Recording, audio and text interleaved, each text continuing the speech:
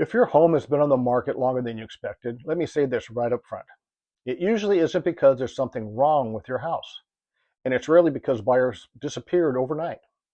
Most of the time, when a home sits on the market, it comes down to strategy, not condition, not luck, and not the market being bad.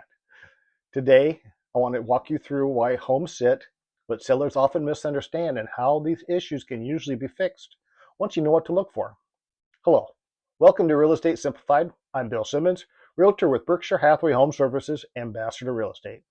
Real talk, real advice, Real Estate Simplified. Now let's start with something that makes a lot of sellers uncomfortable, but it's important. When a home doesn't sell, sellers tend to assume one of two things. Either the market is slow or buyers just don't see how great this house is. Sometimes the market is slower, but even in slower markets, homes still sell every single day. So when a specific home sits, the question isn't, why isn't anyone buying houses? The question is, why aren't buyers choosing this house? And the answer is usually clearer than people think. The most common reason homes sit is pricing, but not in the way sellers expect. Most sellers don't think they overpriced their home. They think they priced it fair, and that's a trap. Because buyers don't shop based on what's fair to the seller. They shop based on comparison. Your home isn't competing against memories, upgrades you paid for, or what you hope to get. It's competing against other home buyers can see right now. If those homes feel like a better value, even slightly, buyers move on. Not angrily, not emotionally. They just keep scrolling. Here's what many sellers don't realize.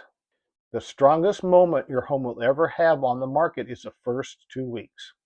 That's when motivated buyers are watching closely. That's when agents are alerting their clients. That's when excitement is the highest. If pricing misses the mark during that window, momentum is lost.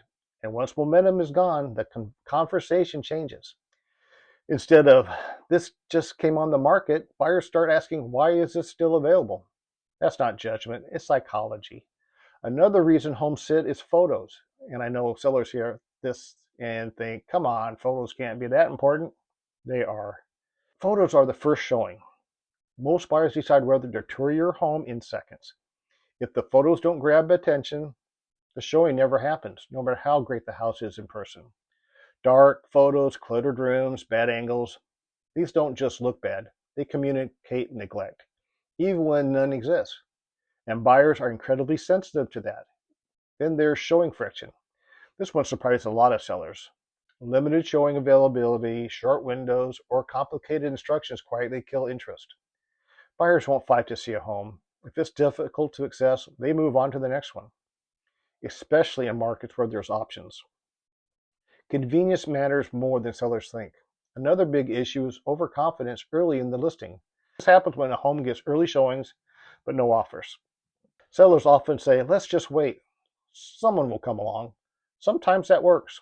Often it doesn't, because buyers are watching price history. They see how long a home has been listed, and the longer it sits, the more leverage shifts to the buyer. That's why early feedback matters, not emotionally, strategically. Let's talk about something sellers almost never want to hear. Condition objections don't have to be big to stop a sale. It's not always major repairs. Sometimes it's outdated finishes combined with ambitious pricing. Sometimes it's small maintenance issues that create doubt. Buyers don't need perfection, but they do need confidence. If buyers start mentally adding up fixes, they mentally subtract value, and they do it fast. Another reason homes sit is misunderstanding the market you're actually in. Sellers often price based on what homes sold for months ago, not what buyers are doing today. Markets shift quietly, interest rates change, inventory changes, buyer behavior changes. And yesterday's pricing strategy doesn't always work today. This is why active competition matters more than closed sales once you're listed. Here's an important distinction. A home not selling doesn't mean it won't sell. It means the strategy needs adjusting. Price, presentation, marketing, access. These are controllable variables, and adjusting them early usually produces results faster than sellers expect. One of the biggest mistakes I see is waiting too long to make changes.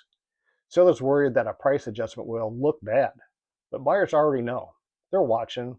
A smart adjustment done early often restores momentum. A delayed adjustment usually costs more. Let me say something clearly here. Homes don't sit because sellers failed. They sit because strategy didn't match buyer behavior. That's not personal. That's fixable. This is why I tell sellers not to take market feedback as criticism. It's data, and data helps you win. If your home is on the market right now and not getting traction, the solution usually isn't dramatic. It's intentional. Small changes made early with the right guidance can completely change the outcome. If you're thinking about selling and would like a free home valuation, a comparative market analysis, or instant access to one of my books, just click the link to my website. You'll see options for What's My Home Worth or free book. And if you'd rather talk, feel free to reach out directly. I'm always happy to help. If this video helped you, hit the thumbs up and subscribe for more local real estate insight and practical advice. Thanks for watching, and I'll see you in the next video.